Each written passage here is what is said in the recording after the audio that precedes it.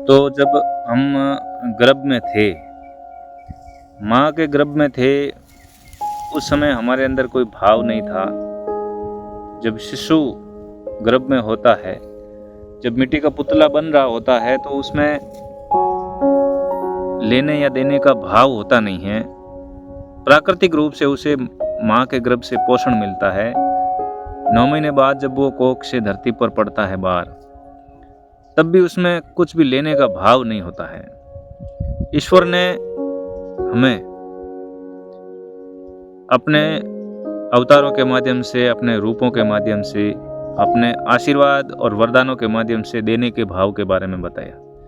उसके बाद में जितनी भी आध्यात्मिक जानकारी लिखित रूप में पढ़ी है, उसमें भी कहीं पर भी लेने के भाव को तो बताया ही नहीं है, देने के ही भाव को बताया है। चाहे वो दान के रूप में हो, चाहे पुण्य के रूप में हो, चाहे आशीर्वचनों के रूप में हो, चाहे कर्तव्यों के रूप में हो, चाहे उपकार परोपकार के रूप में हो, चाहे पुरुषार्थ के रूप में हो, हमेशा देने के भाव में बताया है कि मनुष्य को देना ही चाहिए। तो जब वेदों, गीताओं, महापुराण, भागवत, रामायण में देने के भाव को अतिशयोक्ति अलंकार के साथ में बताया गया है, वहीं हमारे जितने भी पाठ्यक्रम हैं, पढ़े लिखे लोग सब जानते हैं कि वहाँ पर भी, चाहे वो बौद्ध कथाओं के माध्यम से हो, चाहे कहानियों के माध्यम से हो, देने के भाव के महत्व को बहुत ही सुंदर तरीके से बताया गया है। त्याग, तपस्या, समर्पण भाव को ही बढ़ा चढ़ाकर बताया गया है। फिर राजा महाराजा जो भी थे, फिर स्त्रियां, वहाँ पर भी न्योछावर करने की बात को महिमा मंडन करके बताया गया है। दूसरा, अब जब भी कोई प्रॉब्लम होती है, लेने की उम्मीद की भावना आती है, तब हम मोटिवेशनल वीडियो देखते हैं, तो वहाँ पे भी देने की भावना बताई गई है। लेने का तो कहीं नाम और निशान ही नहीं है। तो मेरे को बताओ आप लोग कि जब ये उम्मीद रखना, ये जो शब्द है, इसको हमें सही अर्थों में लेना चाहिए। क्यों हम उम्मीद रखते हैं और क्यों हम दुख पाते हैं? दुखों का कारण ही उम्मीद है, और ये तो पहले से स्पष्ट बता दिया गया है। हजारों जगह लिखित में पढ़ा है कि दुख का कारण उम्मीद है और सुख का कारण है कर्तव्य निर्वहन। अब कर्तव्य निर्वहन सुख का कारण है, और कर्तव्य निर्वहन करने के बाद में उसके ऊपर वाहवाही करने की जो उम्मीद होती है, वो दुख का सबसे बड़ा कारण है। मतलब उम्मीद नहीं रखते हैं लोग कि कोई हमारे साथ ऐसा वैसा करे, लेकिन उम्मीद ये रख लेते हैं कि मैंने अच्छा किया, उसको कोई सराहे, वाह वाह करे या उसके बदले में कुछ दे।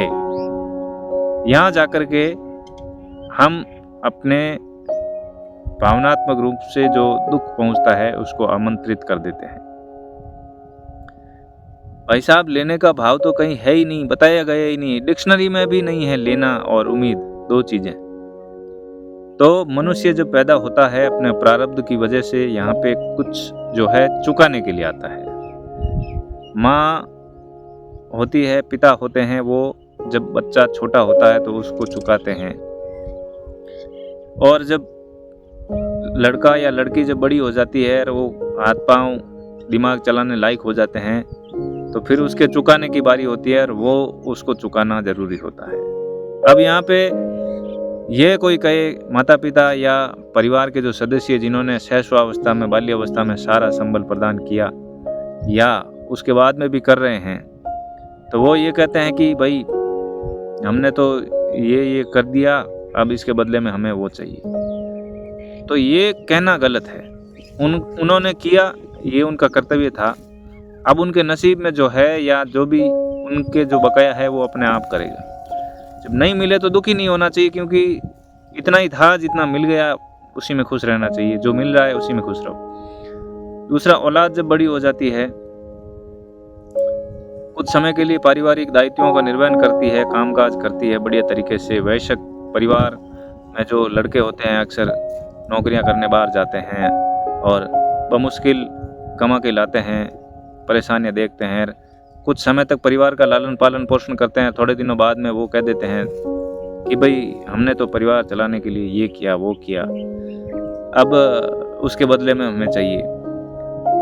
या जहाँ कहीं पे भी आपने कुछ भी किया उसके बदले में थोड़े ही दिनों बाद, थोड़े ही समय अंतराल के बाद में हमें वो वहाँ से या तो वाहवाही चाहिए, प्रशंसा चाहिए, या फिर उसके बदले में कुछ ऐसा चाहिए जो हमने किया था उसकी संतुष्टि प्रतिपुष्टि उसके बदले में कुछ प्राप्त करने के लिए करें। भाई साहब, ये जीवन जो है, अगर खुशी से जीना चाहते हैं तो यहाँ लेने के भाव के लिए जगह ही नहीं है। जहाँ जहाँ लेने की भावना आई, प्राप्त करने की भावना आई किसी से, व्यक्ति के संदर्भ में कह रहा हूँ, ईश्वर तो उसके हाथ में तो अखंड राज्य का खजाना है, अखंड राज है, अखंड खजाने की चाबी है, और वो तो भर भर के लुटाता है। लेने वाला चाहिए।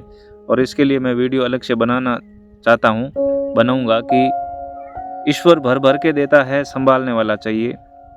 इंसानों के आगे गिड़गिड़ाने की आवश्यकता ही नहीं है, और इंसान तो दे ही क्या सकता है। इंसान दुखों के अलावा कुछ भी नहीं दे सकता है। कुछ देव रूप में होते हैं जो प्रकृति के नियमों को समझते हैं और कभी किसी को पीड़ा नहीं पहुंचाते, बल्कि सुख ही सुख प्रदान करते हैं, बदले में कुछ नहीं चाहते, फिर भी लोग उन्हें नहीं छोड़ते। तो लेने का भाव जहाँ भी आता है, चाहे वो उम्मीद हो, चाहे मन के भाव हो, चाहे किसी भी दिशा में कुछ भी हो, जहाँ जहाँ लेने की बात आई, उम्मीद की बात आई, दुख, तो मैं ज़्यादा बात बकवास करूँगा नहीं, मेरे मुख से जिकाल नहीं करूँगा। एक ही बात आपको समझनी चाहिए कि जहाँ पे भी लेने का भाव है उसको तुरंत त्याग दो। जहाँ पे भी उम्मीद की बात आ रही है लोगों से, व्यक्ति विशेष से, छोड़ दो, त्याग दो। पशु पक्षियों से उम्मीद रख लो, वो आपसे प्रेम करेंगे, लेकिन मनुष्य बदले में कुछ देगा, इसकी उम्मीद जल्दी छोड़ोगे, उतना ही कम टेंशन होगा, उतना ही कम तनाव रहेगा। एंग्जाइटी, डिप्रेशन, तनाव, चिंता नहीं रहेगी, अच्छी नींद आएगी। और मैं तो कहता हूँ कि देने का ही भाव रखो और उसी में ही संतोष रखो। कभी जीवन में परेशानी और दुख भावनात्मक रूप से आपको चोट नहीं पहुंचाएंगे गहरी। ज़्यादातर लोग हार्ट अटैक से मर रहे हैं भावनात्मक रूप से पीड़ित होने की वजह से। ये इसका कारण उम्मीद और बदले में कुछ चाहिए वाली भावना ही है। इससे जिस दिन मुक्त हो गए, जिंदगी खुशियों से भर जाएगी, मस्ती से जीना सीख जाओगे। पुरुषार्थ और परोपकार के साथ में जब जीना आरंभ कर दोगे तो ईश्वर स्वयं ही आपकी मदद करना शुरू कर देंगे। आपके पास किसी भी प्रकार की संपत्ति की कमी नहीं रहेगी। बस अपने मन की जो मनोभावना है उसमें ये दो चीज़ डालनी है कि उम्मीद और जो प्राप्त करना चाहते हो उसको छोड़ दो। बस देना सीखो, करना सीखो। अखंड आनंद इसी में है, संसार की सच्चाई इसी में है। चाहे रावण हो, चाहे कुछ भी हो, चाहे कंस हो, जिसने भी अधिक पाने की लालसा रखी, उम्मीद ज़्यादा रखी, और जिन्होंने भी, जितने भी पात्र सतयुग, त्रेता युग, द्वापर युग या कलयुग में भी पाने की उम्मीद की लालसा रखी, वो दुख ही पाया है।